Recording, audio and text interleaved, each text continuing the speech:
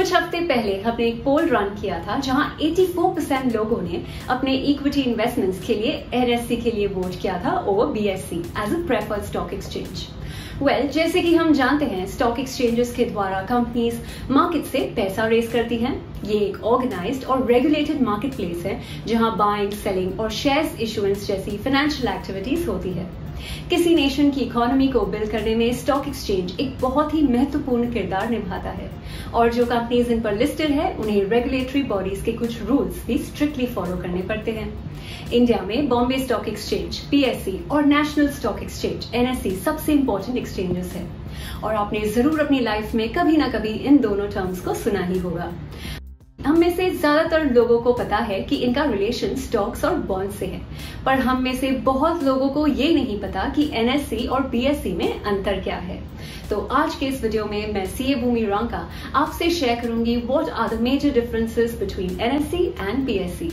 शुरू करने से पहले आपको क्या करना है, चैनल को सब्सक्राइब और बेल आइकन को क्लिक करना है और हमारे साथ एंड तक जुड़े रहना है। चलिए आगे बढ़ते हुए बात करते हैं about top differences between NSC and BSc. अगर एक इंट्रो कहें तो जहां एनएससी इंडिया की सबसे बड़ी स्टॉक एक्सचेंज है, वहीं बीएससी ना कि सबसे पुरानी बल्कि सबसे पहली स्टॉक एक्सचेंज है, वो भी पूरे एशिया में। एनएससी ने इंडिया में फुली ऑटोमेटेड इलेक्ट्रॉनिक और स्कीम बेस्ड ट्रेडिंग सिस्टम को इंट्रोड्यूस किया था और बीएससी अपने कस्टमर्स को हाई स्पीड ट्रेडिंग ऑफर करती है। सेकेंड पार्ट में अगर डेट ऑफ एस्टैब्लिशमेंट की बात करें, एनएससी 1992 में फाउंड हुई थी और 1993 में रिकॉग्नाइज हुई थी। बीएससी 1875 में इनकॉर्पोरेट हुई थी और उसे प्रीमियर स्टॉक एक्सचेंज का रिकॉग्निशन मिला था from the central government of India. अगर रैंकिंग की बात करें, वर्ल्ड के सबसे बड़े स्टॉक एक्सचेंजेस की लिस्ट में एनएससी 9 पोजीशन होल्ड करती है, दूसरी ओर बीएससी 8th पोजीशन होल्ड करती है amongst the world's biggest stock exchange rankings.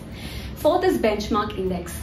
NSC के बेंचमार्क इंडेक्स को हम निफ्टी 50 कहते हैं और ये ट्रैक करती है 50 लार्जेस्ट और सबसे हाईएस्ट लिक्विड स्टॉक्स को। बीएससी के बेंचमार्क इंडेक्स सेंसेक्स है और ये ट्रैक करता है टॉप 30 लार्जेस्ट और लीडिंग कंपनीज को that are listed under BSC और ये इंडिया का सबसे पहला इक्विटी इंडेक्स भी है। Fifth companies listed. एनएससी पर तकरीबन 1641 कंपनीज लिस्टेड है और वही बीएससी पर अराउंड 5259 कंपनीज लिस्टेड है।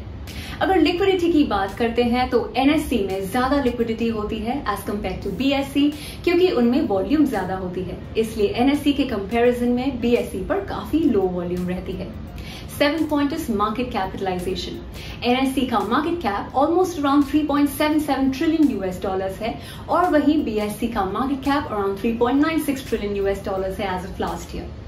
अगर प्रोडक्ट्स की बात करें तो एनएससी में जो प्रोडक्ट्स है उनमें आती है equity, currency, mutual funds, traded funds, security lending and borrowing scheme, corporate bonds, initial public offerings which is IPOs, institutional placement program IPP और यहां तक कि ऑफर फॉर सेल।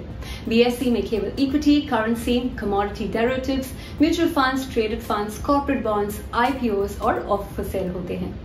अगर विजन की बात करते हैं तो एनएससी एक लीडर बनी रहना चाहती है, ग्लोबल प्रेजेंस एस्टैब्लिश करना चाहती है और साथ में लोगों में फाइनेंशियल वेलबींग लाना चाहती है।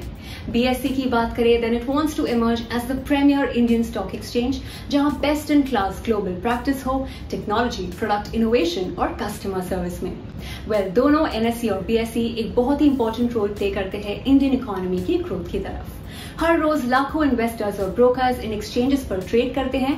एक और इंटरेस्टिंग बात यह है कि दोनों ही एक्सचेंजेस इंडिया के कमर्शियल और फाइनेंशियल कैपिटल मुंबई में स्थित है। सो फ्रेंड्स, आज हमने जाना है एनएससी और बीएससी के डिफरेंसेस के बारे में। कमेंट्स में हमें बताएं किस प्लेटफॉर्म पर ट्रेड करना आप प्रेफर करते हो, एनएससी या बीएससी। और जाने से पहले अगर वीडियो पसंद आई हो तो इसे लाइक और शेयर जरूर करें और चैनल को सब्सक्राइब करना ना भूलें।